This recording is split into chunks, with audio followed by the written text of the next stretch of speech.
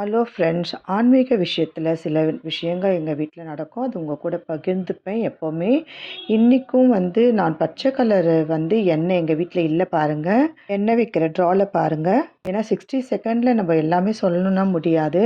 ஒரு தடவையும் நான் குபேரருக்கு விளக்கேத்தி வைக்க சொல்ல, அந்த எண்ணெய் அப்படியே கீழ்ப்பகுதி பச்சை கலரா ஆயிடுது.